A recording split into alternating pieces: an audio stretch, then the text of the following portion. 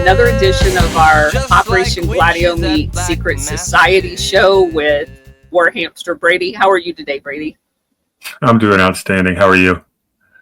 Great. I'm in my mobile command post. I'm broadcasting from Montgomery, Alabama, and we're excited to be here and on our way to Texas. Very good. We finally got what seems like summer weather here, and the pollens are out. And I mowed the grass yesterday. I've been sneezing. My allergies are going off the charts, so I may go off screen a couple times today so I don't sneeze all over the camera, but that's why. So okay. Today should be a fun one. We're going to be talking about Skull and Bones alumni, Judge James Boasberg. And it's going to be a long one. I think it's going to take us to this weekend next to get through it all.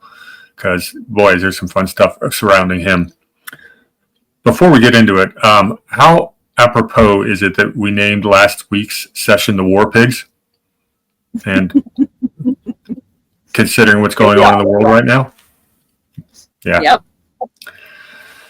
And I guess we should pre-announce. Sunday night, I was asked to host on Patriot Soapbox. The show, it's on at 8 o'clock Eastern for 2 hours. It's live. For the Republic is a show. Alan Myers is a friend of mine. He usually hosts. He has got Father's Day obligations. So he's asked me to host, and I have invited the Colonel and Ghost of Base Patrick Henry to join me. Ghost is going to try to make it as early as he can. He may not be there for the whole thing, but we are going to do a sit rep and talk about this whole Iran-Israel thing. So we are not going to get into it today. But I'm sure there's going to be a lot of developments in the next 48 hours before that. So I will make sure everyone knows. Well, I'll tell you right now how to find that show. If you go to DLive TV, and you may have to create an account. It's free. Look for Patriot Soapbox, PSB, and we will be on there live at 8 o'clock Eastern. Awesome. Okay. Let's get into today's show. All right. So here is our Bonesman of the Week. I've got him right here. And understand that it's very rare that one bonesman takes an entire episode. Well, this guy, not to mention one, but two. Yeah. Well, this guy happens to be the most powerful man in America, apparently. Although I don't seem to see the judicial branch having that kind of power in the Constitution, but we'll get into that. All right, so what do we know about Mr. Boasberg? Oh, I think the title of this is going to be something like Children of the Swamp. And what you're going to notice, we'll get into it. So, Mr. Boasberg was born. He's the Chief Justice for the U.S. District Court of D.C. He was born in San Francisco in 1963, but his family moved to D.C., Washington, D.C. the next year. His dad was a bureaucrat. He's the child of a bureaucrat. That's the beginning of this pattern. What did his dad do for a job? No, he worked at the Office of Economic Opportunity, which we've spoken about before. That was the one that was created to administer LBJ's Great Society agenda, the War on Poverty. How'd that work out? Like every other war on anything that the federal government does, it increases rather than decreases it. Exactly. Almost like that's on purpose. Almost. The government's just not very good at war, apparently, unless it's against people. What else do we have on Dad? Okay, let's talk more about the Office of Economic Opportunity, because we have discussed it before. Who else has been part of that? Oh, I don't know, Dick Cheney, who joined the staff of Rumsfeld in 1970. Two more war pigs. Oh, how about a guy by the name of Herbert Kramer? Why do you know him? He was from Horace Mann School. We talked about him before. He was the director of this. Remember the Horace Mann School, one of our breeding schools? Yes. So a lot of cronyism was a big part of today's theme, going into this Office of Economic Opportunity, which apparently didn't create much economic opportunity. except for the people running it. All right. I'm going to set out a theme here before we go back into Boasberg. Early in my Wall Street career, late 90s, early 2000s, it was kind of considered bad taste for companies to get all their money from the government. That's really changed. If you look at the old lists of money per capita regions, Washington, D.C. was ranked like number 12th to 15th. But they were like 10 to 20. They were not number one. They are now. It's the wealthiest area, the area around D.C. And that's just changed in the last 20 years. And I've got a graphic that shows that. So there it is. We up on screen? It's coming. There it is. So this is the blue line is real median household income in the DC area, and the dotted line is real median income in the United States. And you can see back here, going back to the 1980s, it's pretty comparable, they're about even. And the United States was actually higher than DC.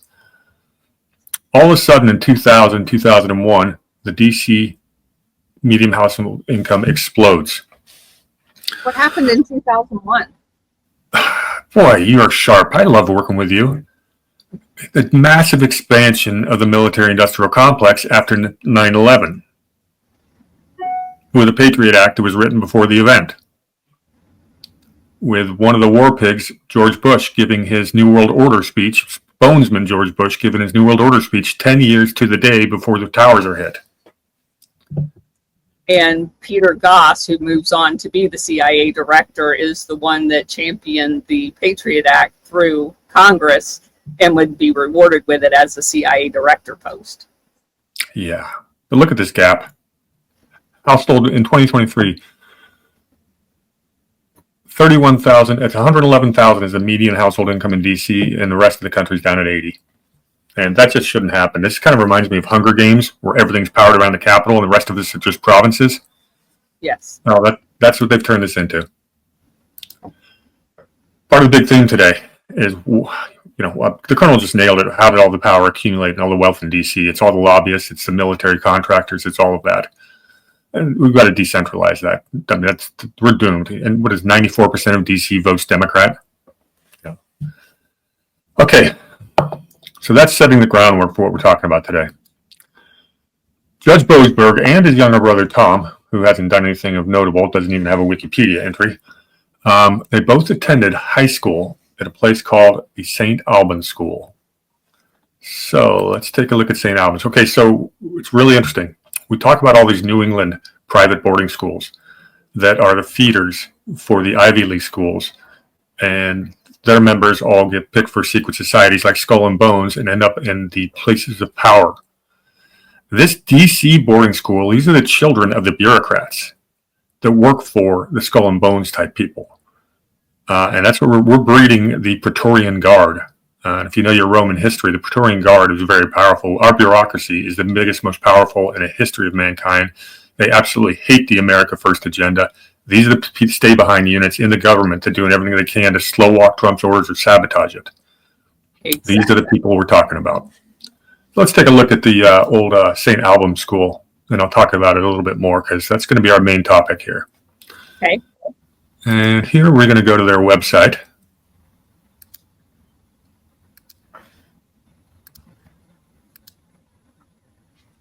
Pretty place. Look at all that acreage. Right in the heart of DC. Inside St. Albans, they've always produced a lot of good athletes. A boys' school for boys today. Jacket and ties and bright, colorful sneakers. Finding your voice, blah, blah, blah. General Sal's Chicken, what's that? Family-style lunches are at the heart of our community where students break bread and share conversations with peers in other grades so they eat well. 5.8 million financial aid, blah, blah, blah. They brag about 43% students of color, 80% of faculty with advanced degrees. It's you get the general impression, right? Yep. So what is a St. Albans School? It's an Episcopal, once again, we've got the Protestants, college prep academy in Washington, D.C. with 570 students. Now, it's one of several private schools located on the grounds of what's called the Washington National Cathedral.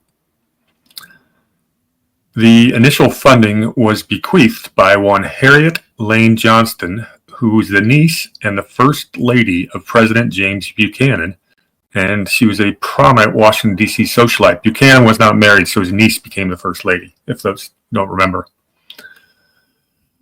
Harriet was rather wealthy, and she's the one who started this. The school opens in 1909 with 34 students. Early on, it struggled to compete with the New England boarding schools. But the Great Depression comes, and the St. Albans School isn't hurt at all because of its location. The government kept running during the Great Depression. Nobody took a pay cut in the government. Everybody else did. It's got a current endowment now at $90 million. It's about 1/5 of that of some of the bigger schools up in north. But the St. Albans School in 2015 had the highest average SAT scores of any U.S. boarding school. Wow. So, yeah. There's also a St. Albans School in England, and they have an exchange program. Oh, of course they do. Uh-huh. Well, We have that interbreeding going on. Oh yeah, and the St. Albans School in England, of course, is a pipeline into Oxford. Of course it is. The one in England's actually Britain's oldest public school, and it's one of the oldest schools, period, in the world. So we've set the groundwork for St. Albans. You know where we're going next, right? Yeah. We're going to take a look at their alumni and what they've done. Yep. First, and I did this alphabetically off the Wikipedia page, and I did some other searches and stuff like that, found a few more. And I'm going to pull this up because, give me 1 second. First name I came to that jumped off the page was none other than Odell Beckham Jr., all-pro wide receiver.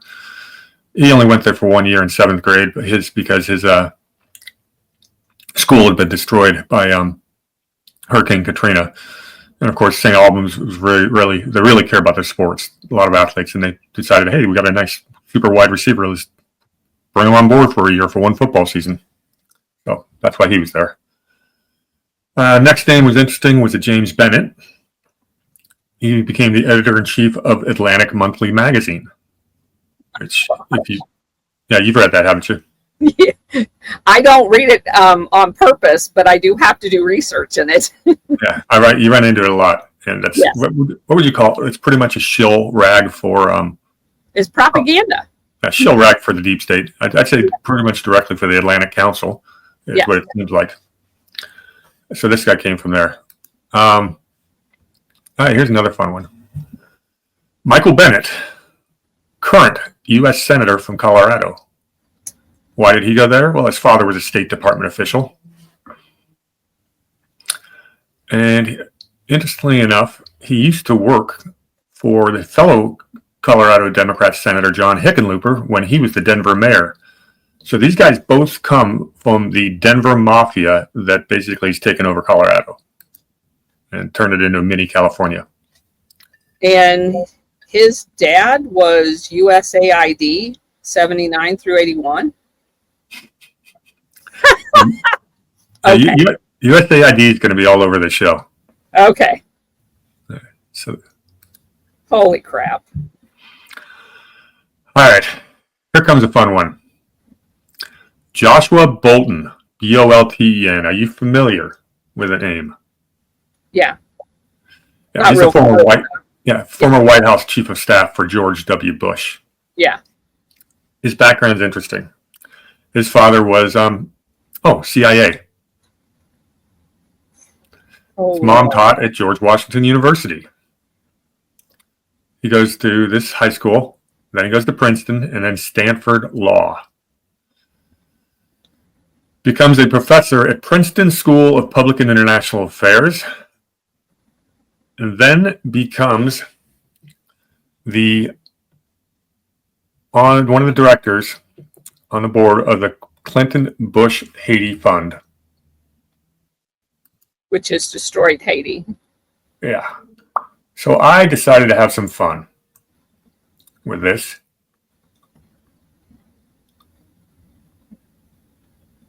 Okay, so I did a search on Grok. And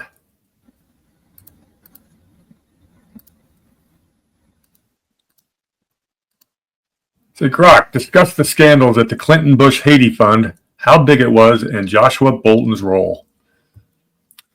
Clinton-Bush Haiti Fund, established in 2010 by former Presidents Clinton and Bush at the request of Obama, aimed to support Haiti's recovery after the devastating 2010 earthquake, which killed an estimated 220,000 people and caused $7.9 billion in damage. Joshua Bolten, former White House Chief of Staff, served as co-chair of the fund's board, played a key role in its oversight. Below, I discuss the scandals. We've got mismanagement and misallocation of funds. You think? Critics, including Haitian activists and researchers like Jake Johnson from the Center for Economic Policy Research, accused the CBHF of misdirecting funds towards projects that benefited foreign investors and Haiti's elite rather than addressing urgent local new needs. For example, the fund invested $2 million in the Royal Oasis Hotel, a luxury project with suites costing $200 per night in a country with a 30-cent minimum wage. This was seen as disconnected from the realities of most Haitians. You think? So, a lot of us foreign businesses just coincidentally happened to donate to the Clinton Foundation. correct. And do you know what his dad was involved in? In the CIA? No, I don't. Drug trafficking. Well, gee, go figure. I find one of the great things about the Clinton-Bush Haiti Fund is it's just another example of how the swamp is neither right nor left. The false paradigm of red versus blue, they just work together and pretend to be opposite sides. Yeah. A little more on the Clinton-Bush Haiti Fund. And this guy Bolten is really one of the co-directors. He's at the Caracal Industrial Park, $300 million project financed by USAID, and the Inter-American Development Bank with Clinton Foundation promoting it to investors. Have you ever heard a swampier sentence than that? No. Because that interdevelopmental bank is basically the same thing as the World Bank and IMF. Yeah, all of those development banks are sketchy as all heck, and they're just promoting multinational corporations under the guise of doing charitable work. Correct. CBHF's role included identifying tenants like, say, a trading company, a South Korean garment firm. Park promised 65,000 to 100,000 jobs, but delivered only 13,000 by 2017, displacing 366 families and failing to spur sustainable growth. Critics argued it prioritized foreign corporations over Haitian priorities, with low wages, $5 a day, and allegations of bullying and sexual harassment. I wonder if they're related to John Bolten. I looked. I think the spelling of the last name is different. Okay. The cronyism and conflicts of interests. Well, we've already talked about that. The Digicel Telecom, led by Dennis O'Brien, a Clinton Foundation donor. Sound like pay to play to you? Yes. Sounds like the syndicate at work. Right in plain sight, though. Lack of transparency and accountability, to say the least. Fund claimed to have impacted 311,000 Haitians, only created 7,350 jobs. But see, I think that's the beauty of understanding Operation Gladio is all of these things did operate in plain sight for the last 40 years, but we didn't know what we were looking at. And now, once you understand Operation Gladio, it's so easy to take that information block and stick it in to where it belongs on the spectrum of this entire operation. Yeah. What else do we have here? Just a few more. 86 million raised. How much of it laundered? Joshua Bolton's role. He was appointed co-chair alongside Laura Graham. Don't know much about Laura Graham. She's a former Clinton administration official, of course. 6-member board, including CEO Bruce Lindsay, also from the Clinton Foundation, provided policy guidance, oversaw strategy, monitoring fundraising, ensured fund disbursements aligned with the mission. I should add to that sentence also, allowed for money laundering and child trafficking. But we won't. Grok didn't want to talk about that. Correct. Okay. I think that's enough. Oh. So, if you're done, I just want to add one more thing. In an interview, I knew I had this, in an interview with Doug Valentine, who is kind of the expert on the Vietnam element of Operation Gladio, and we used his book when we were doing our world tour. Here's a quote from him. CIA officer Seymour Bolton was appointed as the CIA advisor to William Colby and later DCI George H.W. Bush. By 1973, with the establishment of the DEA, the CIA was in total control of all foreign drug law enforcement operations and was able to protect traffickers in the United States as well. And that's what Bolton did. He was the kingpin inside as a special advisor to the director of the CIA for protecting internal drug trafficking networks in the United States and controlling them overseas. So these guys are definitely Praetorian Guard. Yeah. Without a doubt. Yeah. I then asked Grok, I go, what about the human trafficking scandal? And that's where you get into the Laura Silsby case, allegations of Bill Clinton's intervention in a case involving American missionaries led by Laura Silsby, who attempted to remove Haitian children without proper documentation, indicates a cover-up or involvement of trafficking. And we've all read about that. And of course, Bill Clinton's role as special UN envoy to Haiti, he urged U.S. and Haitian governments to resolve the case quickly, emphasizing Haiti's need to protect children from trafficking while acknowledging the missionaries' possible good intentions. Gee, child trafficking, we have Bill Clinton in charge of it. And was he ever on Epstein Island? Just a few times. Yeah. All right. Can I also make a note of looking over this list of the sports and how they like their sports program? What better way to create the network into sports so that you have the ability to co-opt leading sports figures that are prototypes for our youth, but by sending them to schools like this? Yeah, that's a good point. Okay, so Bolton, when he gets done devastating Haiti, gets a job at something called the Business Roundtable. And let's see, we'll go ahead and share this real quick.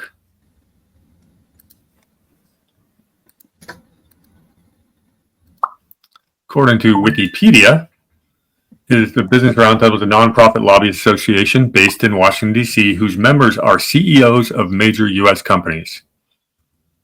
Pretty swampy, huh?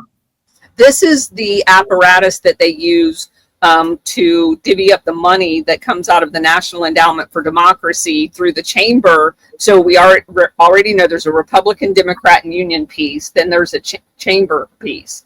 And this Business Roundtable is used because what happens is they know ahead of time where these coups are going to happen. They drive where they're going to happen. Hey, El Salvador is trying to create this FARA. Georgia's creating this FARA restriction. That's going to drastically restrict our ability to control the environment, whether it's needing unions or whatever. And you've got your politicians all under one umbrella orchestrating this entire takeover of the world. And the Business Roundtable is a critical piece of that. Very good. Very good. So it says, unlike the U.S. Chamber of Commerce, whose members are entire businesses, the business BRT members are exclusively CEOs. The BRT lobbies for public policy that is favorable to business interests. Well, no shit, Sherlock. such as lowering corporate taxes in the U.S. and internationally, as well as international trade policy like NAFTA. So Donald Trump comes in and says, we're going to get rid of NAFTA. And all of a sudden, you've got the entire swamp and major corporations all becoming anti-Trump because he's taken away the free cookie jar. Yep. In 2019, BRT redefined its definition and of the purpose of a corporation as participating in stakeholder capitalism. All right, I got to go off on that for a second. Okay. You have got a fiduciary responsibility to your shareholders, not your stakeholders. These shareholders have a percentage of ownership in your company. Nobody else does. If you breach that fiduciary responsibility, you ought to be fired on the spot. This is a social democratic socialist concept, stakeholder capitalism. Correct. And it is entirely the fault of my hero Thomas Jefferson, because when he wrote the Declaration of Independence, instead of using John Locke's original life, liberty, and property, he changed it to life, liberty, and the pursuit of happiness. If property was still in there, the stakeholder capitalism never would have occurred. This country was founded on protecting property rights from an authoritarian government. We have the CEOs of these major corporations are now lobbying Congress for stakeholder capitalism, basically giving away your ownership rights.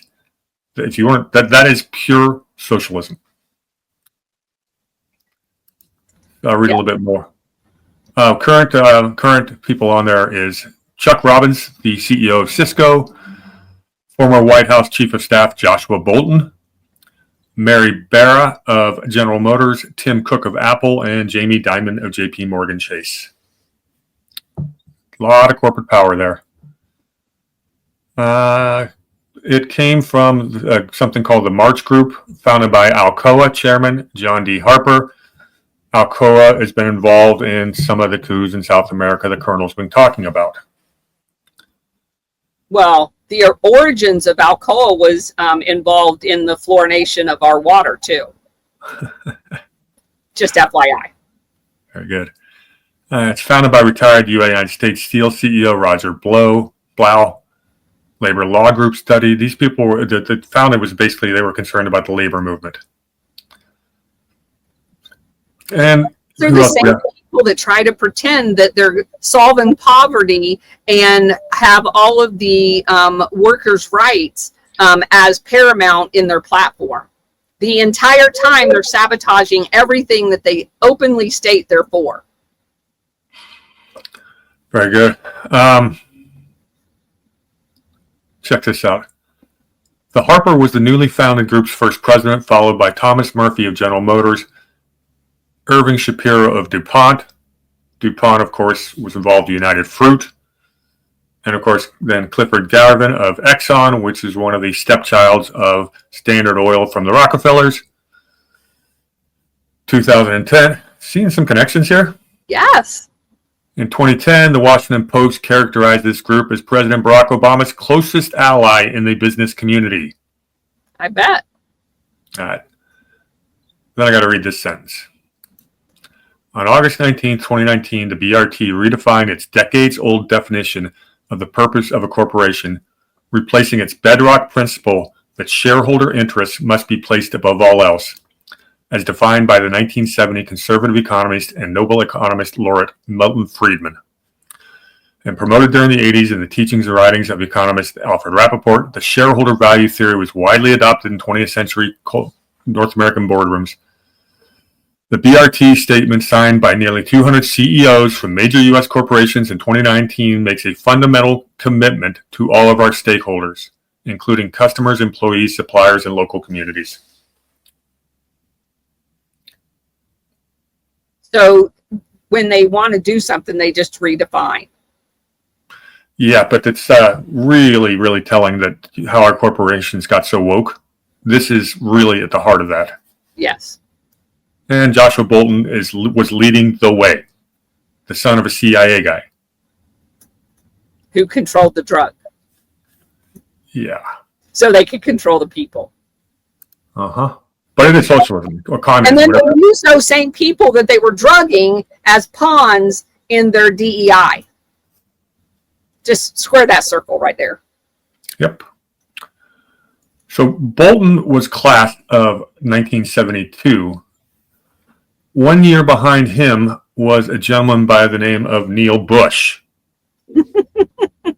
And we've talked about Neil before, but we're going to go back to that. The thing about Neil Bush, he was named for Henry Neil Mallon of Dresser Industries. As we discussed earlier, Dresser Industries would become Halliburton. Yes. The heart of the Iraqi war. Dresser Industries is also the oil company where George W. Bush moved out to Texas and started his long CIA career. So Neil Bush is at this high school too, son of the swamp. Neil Bush is also known for the Silverado Savings and Loan debacle. That is a savings and loan out of Colorado that went under in the 80s. And as the Colonel and I have talked about many times, this is tied into a number of things, including Iran-Contra, but also our favorite bank from Pakistan. He had a close relationship with Russian Boris Berezovsky, who was a big rival of none other than Vladimir Putin. And he was the one that was basically enabling the West to come in and scarf up the resources within the former Soviet Union that got nixed by Putin. Exactly.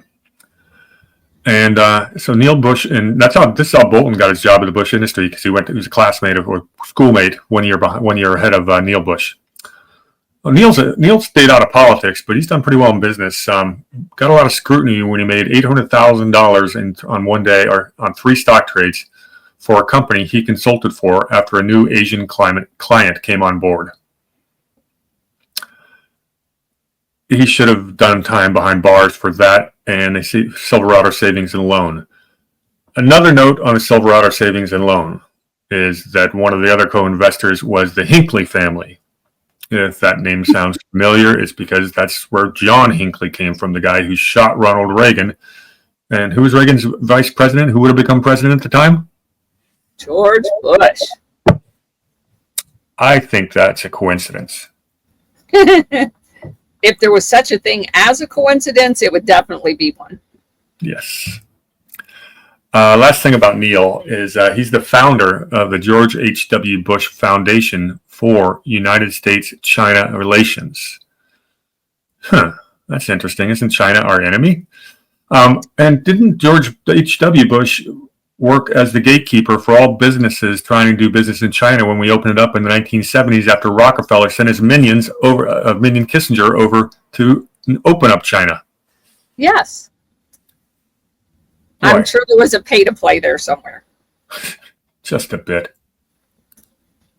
These guys just stink to high heavens. Okay, another guy from this school is William L. Borden, who was the executive director of the U.S. Congress Joint Committee on Atomic Energy. He's the guy who wrote the letter accusing Oppenheimer of being a Soviet agent. Wow. And he's the guy who wrote the doctrine titled, it's the paper, you can look it up, it's called There Will Be No Time, The Revolution in Strategy. Said a nuclear war was coming fast and the only solution was world government. Like I said, we're all out in the open. New World Order. Another alumni was Michael Collins, who's an Apollo 11 astronaut. On a side note, I was on Twitter the other day, and Alpha Warrior mentioned something about some Army major had made a tweet about a base on the moon. That wasn't an Army major. That was the Army Secretary the Army Secretary that said that. So I commented to Alpha. I said, great, now you can open up a whole nother discussion about the Apollo landing being staged in Hollywood studio. Alpha got a kick out of that one. It was good. Yep. I'm not going there. I don't know if we've ever been to the moon. I've heard both sides of that theory, and I'm not scientifically literate enough to know whether we can get through that belt or not, but thought it was funny. All right. Our next alumni is, that's this one, Walter J. Cummings Jr. He was the U.S. Solicitor General, which is the president's lawyer who argues cases in front of the Supreme Court. So that's a big deal. And what president was he there for? What years? I don't have that down there. Eisenhower. Yeah, but he was there. It was a very short time, so he didn't really argue. I think he only argued like 1 or 2 cases. Yeah, but the fact that Eisenhower appointed him meant that he was basically the gatekeeper, because Eisenhower's the one that created all the accelerated use of Operation Gladio around the world and all of these networks. And so it is critical that he was there during the Eisenhower administration, because it was as corrupt as it gets. Well, once you get this guy's background, you'll understand why that makes sense. He also later became a judge of the 7th Circuit Court of Appeals. So you get these swampy judges, and the tyrannical judiciary keeps, taking on power that the Constitution never gave them. That's really what we're staring in the face of. Right, Trump's looking at right now. So his background is from a Chicago law firm by the name of Sidley and Austin, Austin. They were paid $7.5 million to settle legal malpractice claims in the savings and loan crisis from representation of Lincoln Savings and Loan Association. They were fined by the bar for legal malpractice. This guy's firm. They also had to pay $39 million in a settlement with the IRS. So this is probably not the most reputable law firm in the world to be from. Sound like it. They're also the ones that represented Huawei after Trump set restrictions. See that China connection again? Yep. They were also the foreign agent registration lobbyist for Hikvision USA, which is a Chinese video surveillance company. Should I leave that hanging there for a bit? Yeah. Holy moly. They currently represent DJI Technologies, and they are considered a very controversial drone maker. Think that has any significance today? Yes, a little bit. He was only 36 years old when he became the Solicitor General. Holy shit. Uh-huh. It's a good thing you didn't have to argue very many cases. All right, let's look at the alumni of the law firm of Sidley and Austin. How about Utah Senator Mike Lee? Oh, that's interesting. Mike Lee came from a corrupt law firm. Okay. How about a gentleman by the name of Barack Obama, was a summer associate in Chicago? Gosh. Oh, and Michelle Obama was a lawyer there. Well, now we know it's definitely corrupt. Well, you're going to love the next name I give you. Vice President of the United States, J.D. Vance. Holy shit. Are you kidding me? I am not kidding you. So you got a law firm that's represented drone makers, Huawei, which is basically a spying operation, and you got J.D. Vance, who comes from the company Palantir, comes from the disciple of the owner of Palantir, which is a surveillance company digitally. And now I'm starting to ask some questions. Well, the only thing that I will say is this. If you were to put Trump's background on a piece of paper and his involvement with Ray Cohn, his involvement in the casino operations, and took it outside of what we know about Trump today, it's going to look completely different. And there's no way that these people can know all of the ins and outs of these corrupt organizations without some of them being in them. Yeah, and it's perfectly reasonable for an honest person to apply at what you consider a reputable law firm and work there for a bit and before moving on and have no idea what goes on in the upper offices. Correct. We don't do guilt by association, but we make these connections. You do need to ask the questions. It's a data point, nothing more. It is not proof of anything. Fair enough? Yep. Okay. Continuing on to our next alumni. Adrian Sanford Fisher. He was associated with the Department of War and the State Department throughout his career. So basically NATO and CIA. He went on to Princeton and then Harvard Law. So he probably knows a lot of our bonesmen. In the 1930s, this guy, he's a bureaucrat. He lived in this Arlington, Virginia house, which is known as it's a famous bachelor house known as Hockley Hall. And some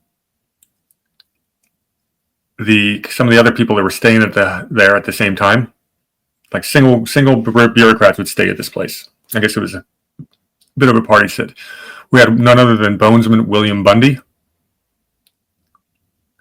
another guy by the name of Donald Hiss, who was the brother of Alger Hiss, who was accused of being a Soviet spy.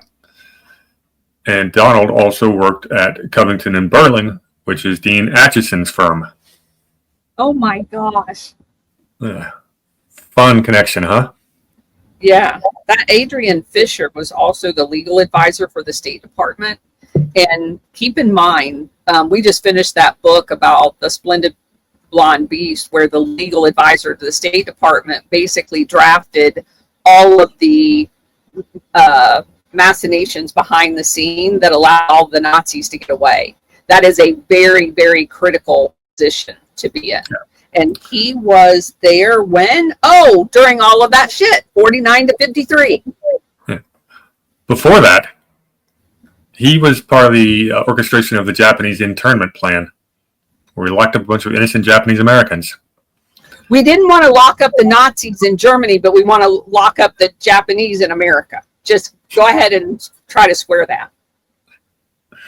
You want to know what this guy did in World War II? What? He was the assistant to John J. McCloy. Are you kidding me? Oh my gosh. Uh-huh. Swamp, is this guy swampy enough for you? That just hit boat. He was involved in the Nuremberg trials. And as the colonel has told us a million times over, the Nuremberg trials were fake. Most of the top Nazis never faced justice. Correct. Fisher is the guy who drafted the tribunal's memorandum on Nazi leaderships, and this is a quote: "Conspiracy to engage in crimes against peace."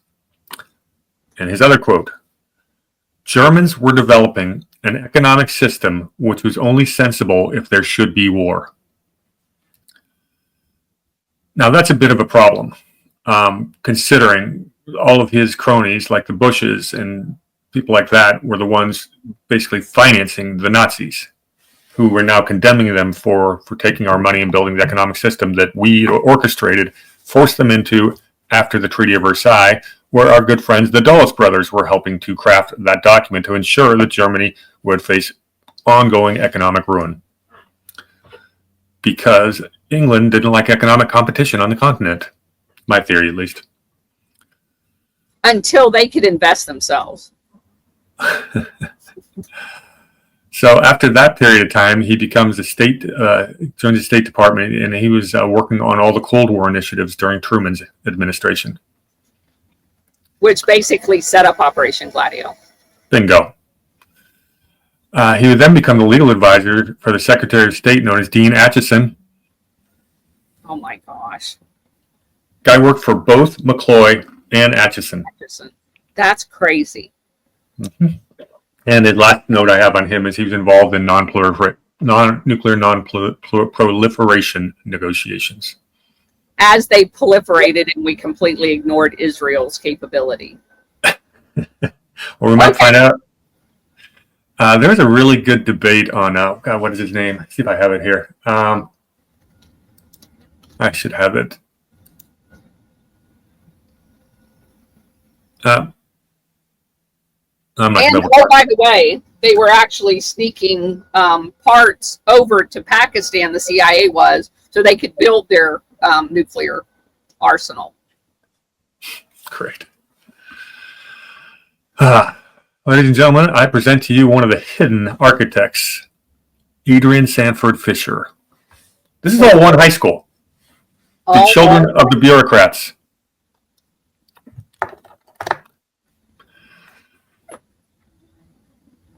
Another couple fun names are David and Tom Gardner, who are the founders of Motley Fool, which has long been an outstanding website in the investment world. Definitely non-establishment, or at least that's how they were. I haven't read Motley Fool in years. You skipped over Harold Ford Jr. too, the Fox commentator that's the Democrat. That's crazy. Yeah, I did see that name. I didn't bring him up, but yeah. Again, that's the second major media figure we've run into here. Yeah, that's crazy. Well, and go ahead. You figure he's got access. He'd be a great reporter. Oh, hold on a second. Are you going to talk about Graves? Yes, I am. But Okay. I'm going to get to one guy before him because he's kind of important. Sure. The father of the internet and the king of global warming, Al Gore Jr. himself. That's so crazy. Oh, but I'm just a North Carolina boy growing up. His father was in Congress, was a congressman from Tennessee for 24 years. That's why Al Gore grew up. Tennessee. He's from Tennessee, right? Not North Carolina. Sorry. Yeah.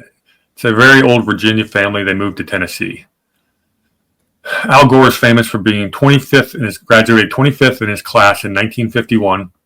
So a very average student, to say the least.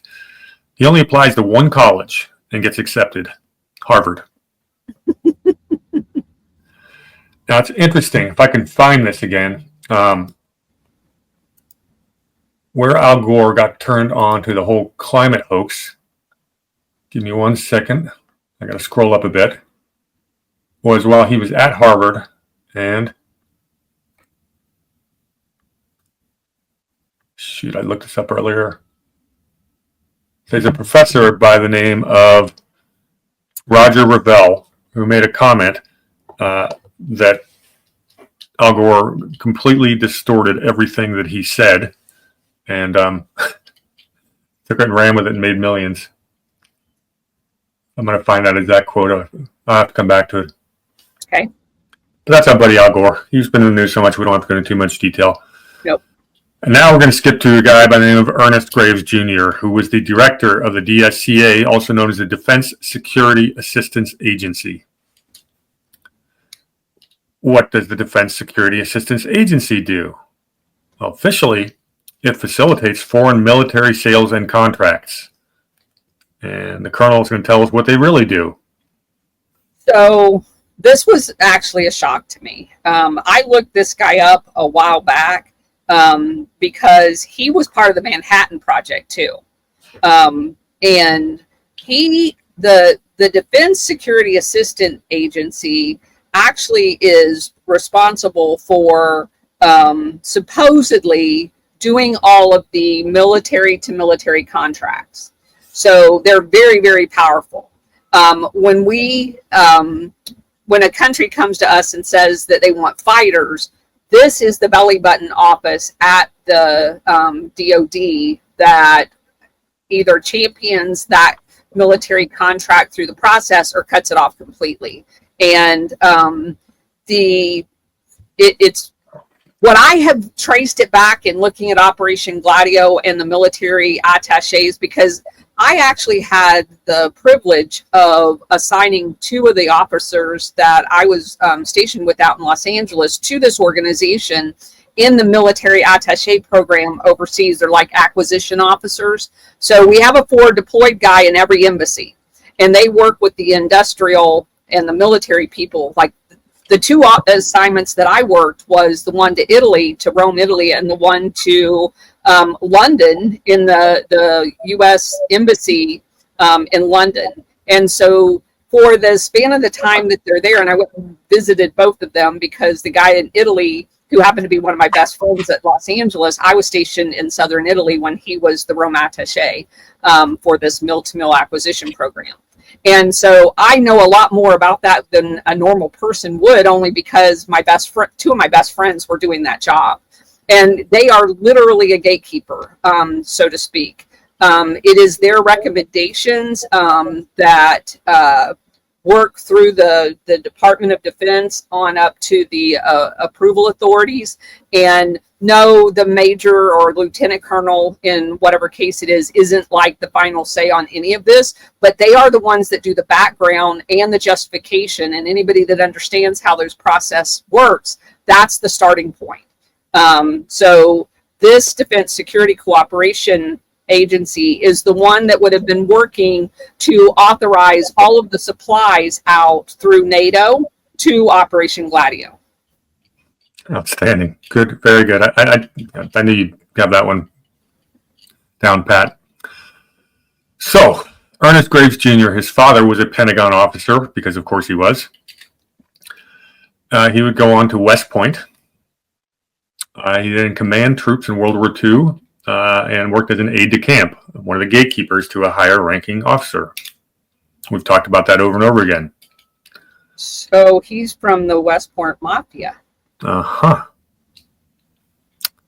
He was part of Operation Sandstone, which is the nuclear weapons test at Eniwetok Atoll in the Pacific. Comes back from that and goes to MIT. One of the great breeding grounds, of course. Yes. And then becomes the liaison to NATO on nuclear power. When was he there? I don't have the year down, but this has got to be, I would have been in the 60s, because then he goes on to command the 34th Engineer Group in Vietnam. That's very interesting. Mm-hmm. Yeah. Oh, okay. Yeah, I see it now. That's crazy, crazy, crazy stuff. So he goes from being involved with the Manhattan Project to testing nuclear weapons. And it actually says that he worked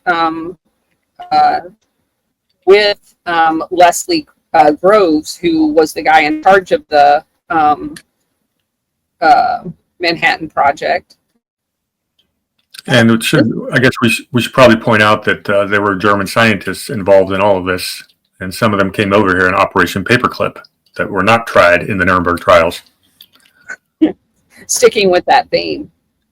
Yeah, it's a lot of connections going on here, huh?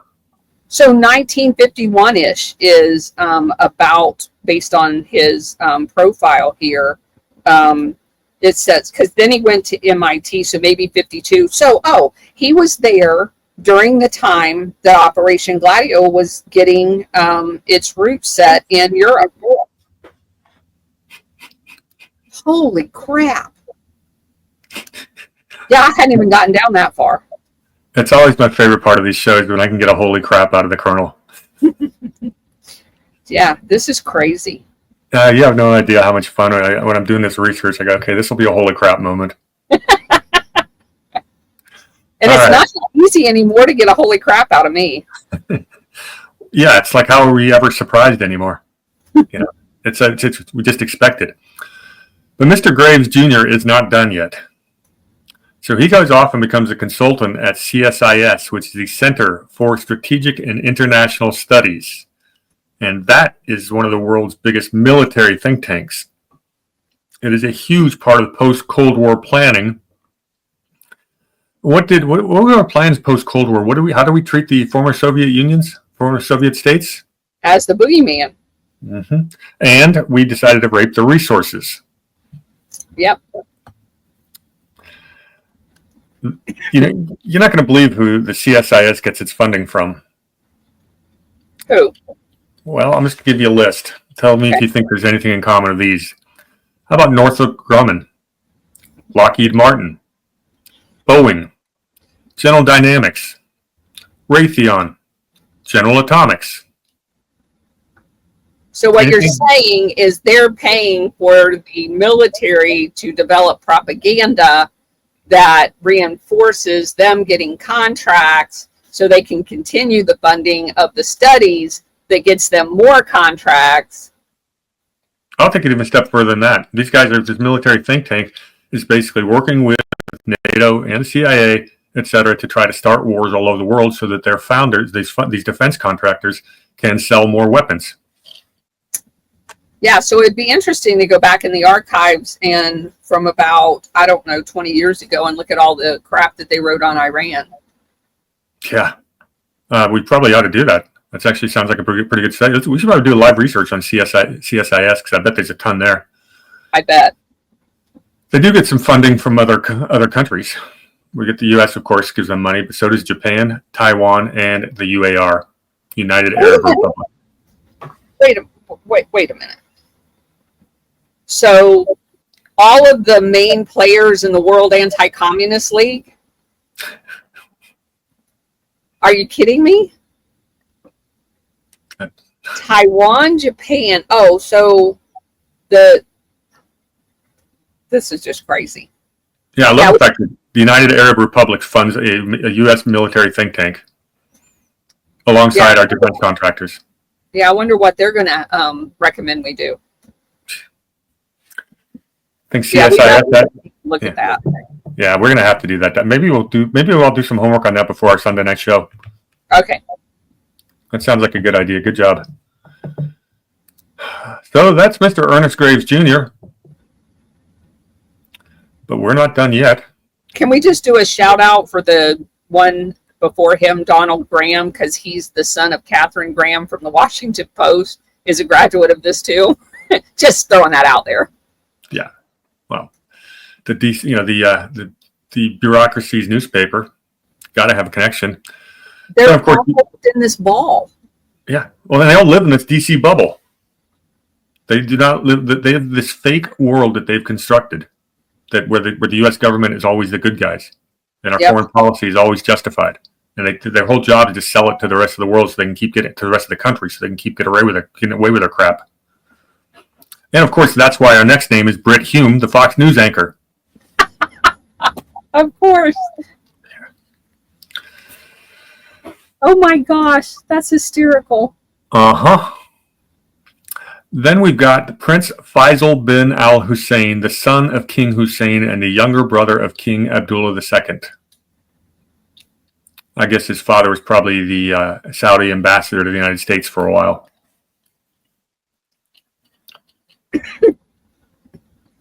Think Saudis had anything to do with 9/11? Just a little bit. Mm-hmm. Next name I have is David Ignatius, very famous reporter from the Washington Post. Next, we've got none other than Jesse Jackson Jr. Well, wasn't David Ignatius involved in the framing up of Trump? Oh, yeah. Okay. Ignatius is one of the people he's basically a direct leaker, the Crossfire Hurricane people. Yeah. Where they would leak directly to him, and that's the Steele. He was pushing the Steele dossier big time. And so now you know how they all know each other. Thomas Keene is next, who was a former governor of New Jersey and somehow became the chair of the 9/11 Commission. Gosh. That's interesting.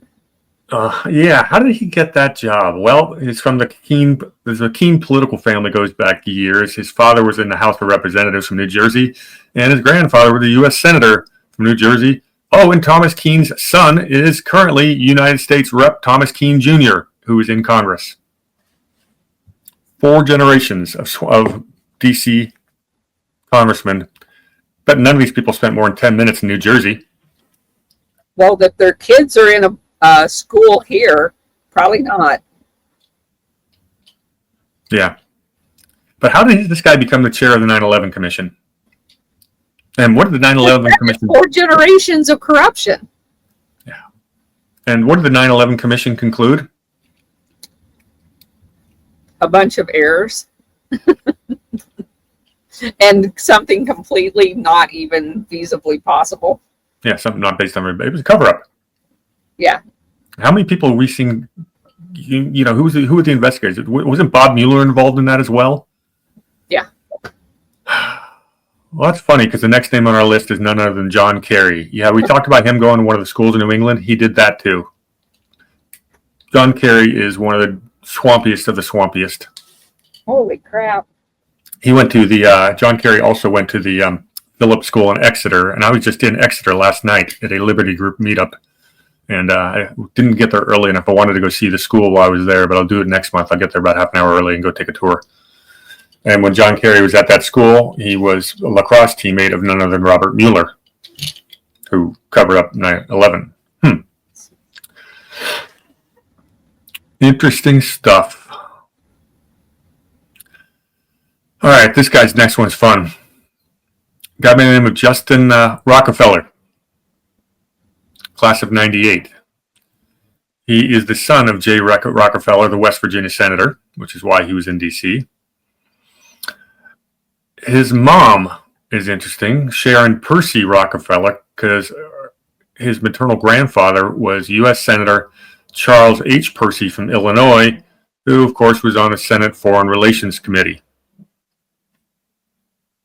And his daughter marries into the Rockefeller family, who influences foreign policy for their own personal benefit. Did I tie that together okay for you? Yep. Well, here's what's interesting. I never met Justin, but I could have, because he's the global director of Adipar, which is a finance tech company for family offices and managing high net worth people's individuals. I used that software for almost a decade and was invited to a number of their company events. I never went, but I bet if I'd gone there, Justin Rockefeller might have been there. So that's when it kind of jumped off the page on me. Adipar is fantastic software. He also co-founded something called The Impact. And what The Impact is, it's from my world, a group of family offices. And for those of you who don't know, family offices manage the money, all of the finances, not just the financial advisor. We do their taxes, estate planning, everything financial for very wealthy multi-generational families. That was the firm that we co-founded in 2020. We got into the family office business with some of the founders of I can't say the name of the company, but you know who they are. And we got shut down for 2 years because our clients were international and we couldn't travel during the COVID lockdown. So 2 years we got shut down, restarted it. And by then I was doing other endeavors and was sick of it. So I walked away from the business. But that's the family office. So I know what this guy does really well. And The Impact is kind of the upper echelon of family offices. And this guy's basically co-founder of it. Justin Rockefeller, of course, is also a member of the Young Presidents Organization, the World Economic Forum, Davos, and the Milken Institute. Now, he graduated in 98, which would make he's about 40 years old right now. But he's a Rockefeller, so a lot of doors open for him. Next name I have on here, of course, is James Roosevelt II, the eldest son of FDR. Interesting. James Roosevelt would actually be he was in the House of Representatives for almost a decade in the 50s and 60s. And the other thing notable about James Roosevelt is that he also attended the Groton School. Yeah. A lot of the Roosevelts went there. And then, of course, I didn't even take any notes here because I know you're going to cover this guy. Kermit Roosevelt III went to school there.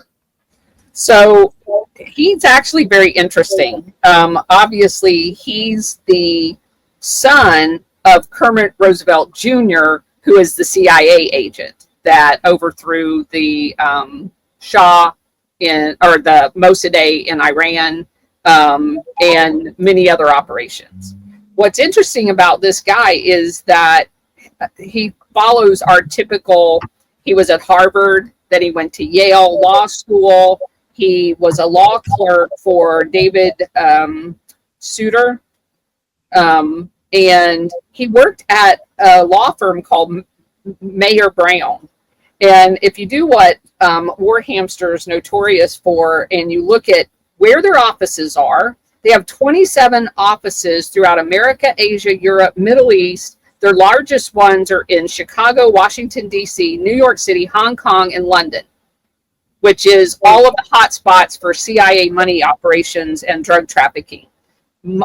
Mayer Brown was founded in Chicago, and one of its first major clients was Sears and Roebuck. And if you research Sears and Roebuck, the guy that was in charge and created Sears and Roebuck, was intimately involved in intelligence gathering pre-CIA. He had his own intelligence operation. The guy was like he had his own mini CIA before the CIA. So this is just, again, as we've been saying, I'm sure it's just another coincidence. He also, one of the lawyers from that firm,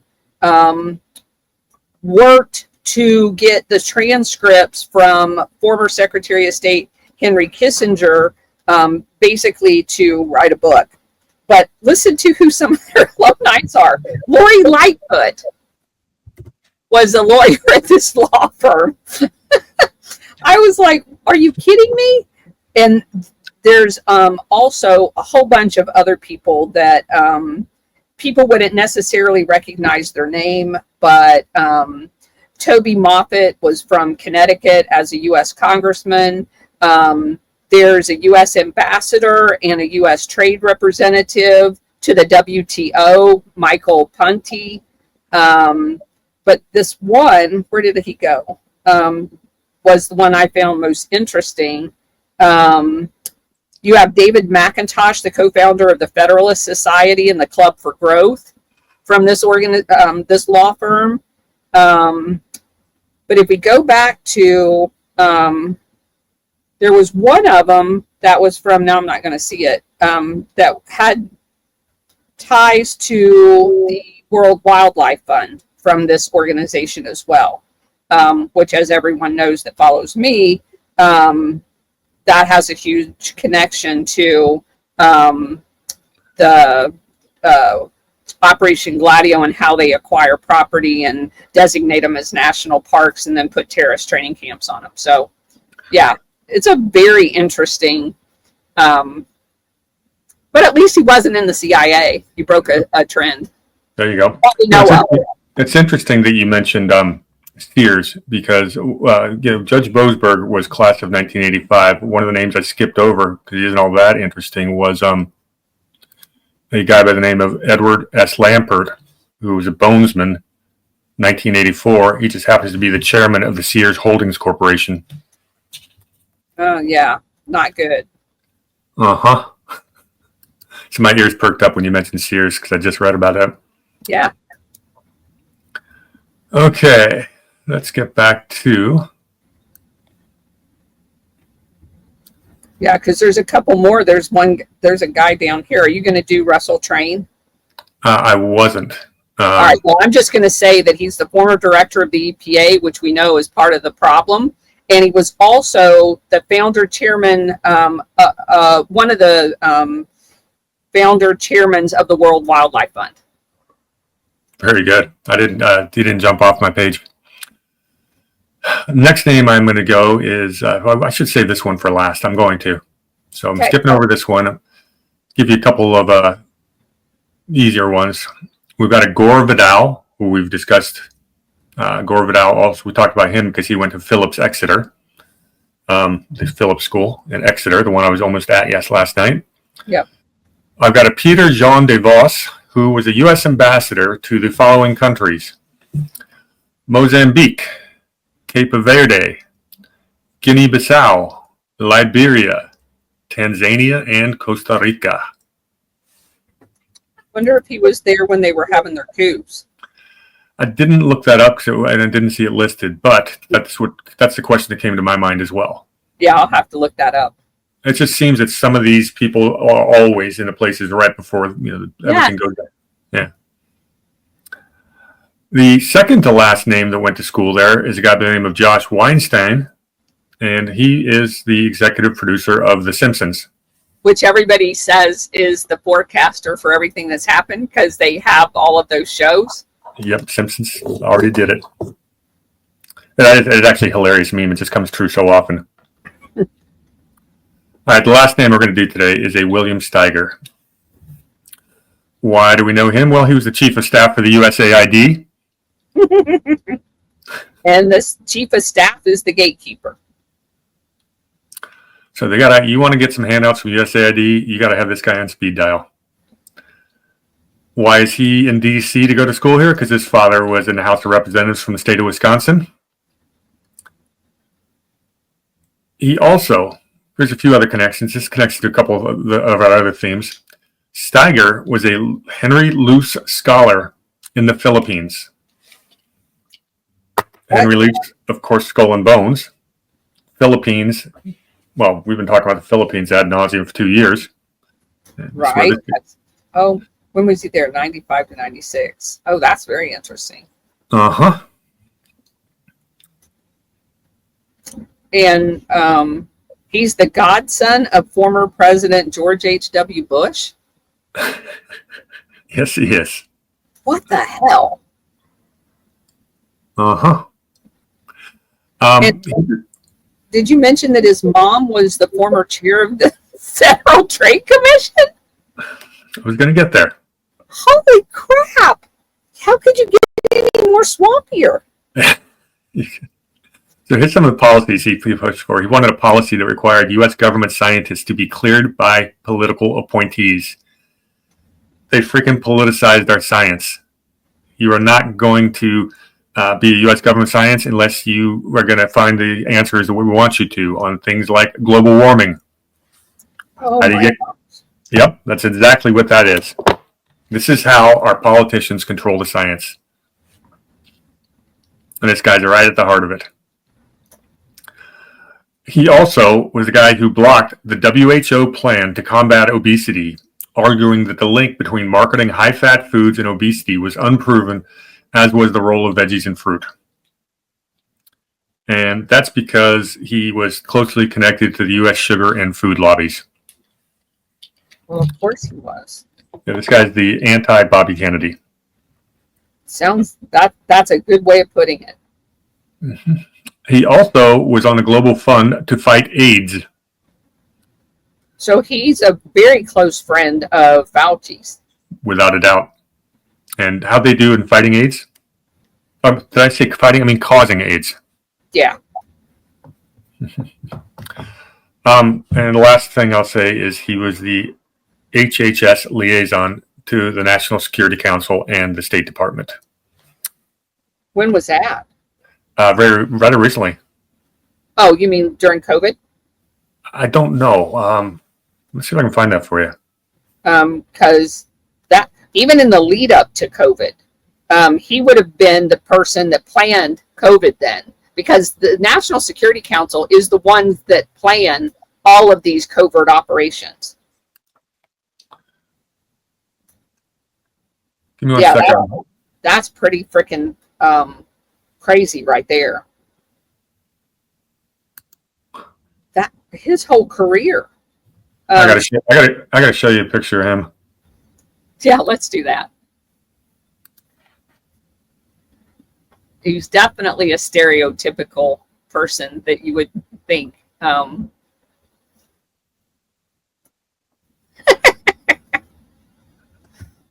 He was he was in the Health and Human Services during the Bush administration with a portfolio that included HIV, AIDS, malaria, avian flu, and pandemic influenza preparedness.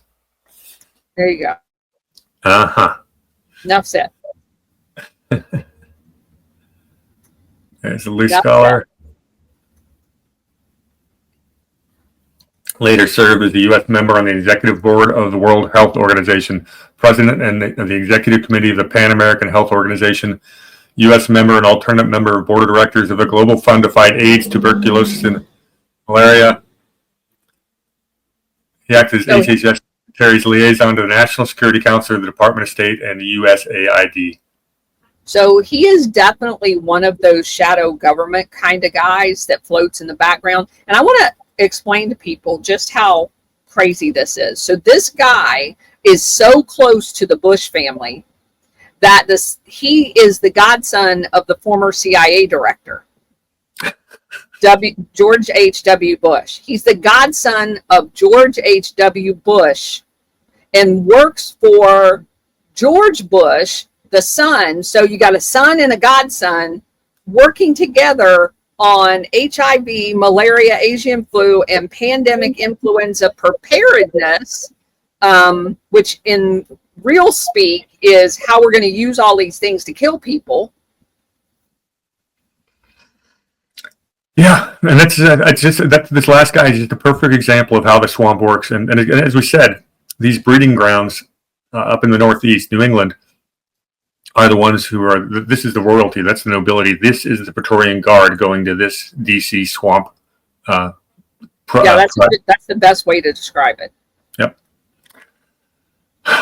Ladies and gentlemen, today's topic is James Boasberg, and the reason he's so controversial is he always rules in favor of the deep state, and he went to this same high school as all these other characters. We didn't even get into all of Boasberg yet because I wanted everyone to understand why he is who he is, and I think this episode really mapped it out. This is the Praetorian Guard. Yeah, you don't get and one of the other people I noticed here is the Marriott Jr. guy, Bill Marriott Jr. went here. You cannot put all of these people together in one place and think that they're going to fall very far from that tree. No. And it also, having gone there and having the connections from school days, it opens up every door you want. And I think the other thing that really illustrated today is it's both sides of the aisle. More clearly than most people could have done. This one school has both feathers of the same bird. 100%. Well, that's all I have for today. Okay. You did a fantastic job. Well, thank you. So did you. Crazy. That's crazy. Okay, Yeah. Well, that set the stage for our next show next week, where we're going to dive even deeper into Judge Boasman's background. So you mentioned that we have the show on Sunday. What time is that again on East Coast time? It's from 8 to 10 Eastern on Sunday night. Go to D-Live TV. It's D-Live, I believe, and look for Patriot Soapbox. And again, I don't think you need an account, but you may want to log in just a few minutes early if you do. And again, it's free, but it's a good show. There's usually about 500 to 1,000 people watching, and it's a pretty active chat. That's one of the reasons I really enjoy doing that show is they got some regulars there, and they got some pretty knowledgeable people, so it's a lot of fun to do. Well, if we bring all of our regulars, they'll have a lot of fun interacting with each other. Yeah, that'd be great.